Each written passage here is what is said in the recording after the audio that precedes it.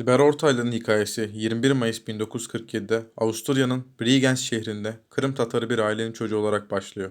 Ailesinin Türkiye'ye göç etmesiyle Ankara'da büyüyen Ortaylı, daha çocuk yaşlarda çok dilli ve çok kültürlü bir ortamda yoğruldu. Ankara Atatürk Lisesi'nden mezun olduktan sonra Türkiye'nin en köklü eğitim kurumlarından biri olan Ankara Üniversitesi Siyasal Bilgiler Fakültesine girdi.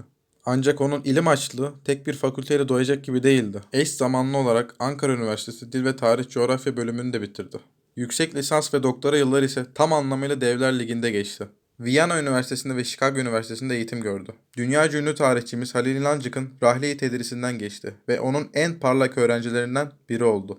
Akademik basamaklar ve dünya çapında bir bilim insanı. 1970 yılında mülkiyede asistan olarak başladığı akademik kariyeri, Tanzimat sonrası Mahalli İdareler adlı teziyle doktor, Osmanlı İmparatorluğu'nda Alman nüfuzlu çalışmasıyla da doçent unvanı almasıyla hızla yükseldi. Fakat 1982 yılındaki siyasi iklim ve üniversitelerdeki baskılar nedeniyle görevinden istifa etmek zorunda kaldı. Bu zorunlu ayrılık onun uluslararası arenada parlamasına vesile oldu. Viyana, Berlin, Paris, Princeton, Moskova, Roma, Münih, Cambridge, Oxford ve Tunus gibi dünyanın dört bir yanındaki en prestijli üniversitelerde misafir öğretim üyesi olarak dersler verdi ve seminerler sundu.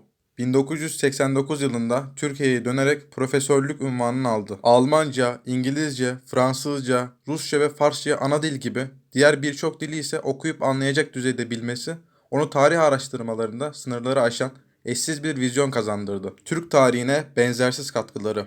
İlber Hoca'nın Türk tarihine en büyük katkısı kalıplaşmış Osmanlı algısını yıkıp tarih okumasını yeniden inşa etmesidir. Özellikle imparatorluğun en uzun yüzyılı gibi başyapıtlarıyla 19. yüzyıl Osmanlı modernleşmesinin aslında ne kadar sancılı, bir o kadar da vizyoner bir süreç olduğunu tüm kanıtlarıyla ortaya koydu. O, tarihi sadece savaşlar ve antlaşmalar silsilesi olarak görmedi. Kurumları, sosyolojiyi, hukuku ve sokaktaki insanın gündelik hayatını merkeze aldı. 2005 ve 2012 yılları arasında yürüttüğü Topkapı Sarayı Müzesi Müdürlüğü dönemi, müzenin adeta altın çağı oldu. Burayı sadece tarihi eserlerini sergilendiği turistik bir mekan olmaktan çıkarıp gerçek bir anlamda araştırma ve yaşam merkezine dönüştürdü. Bir halk aydını olarak vedası. İlber Ortaylı hiçbir zaman Fildiş Kulesi'ne hapsolmuş, sadece meslektaşlarını konuşan bir akademisyen olmadı. Kendine has üslubu, doğruları kimseden çekinmeden söyleyen dobralığı, yeri geldiğinde gösterdiği o meşhur tepkileri ve bitmek bilmeyen öğretme hevesiyle halkın çok sevdiği bir bilge figürüydü. 13 Mart 2026'da aramızdan ayrılırken arkasında onlarca kitap, yüzlerce makale,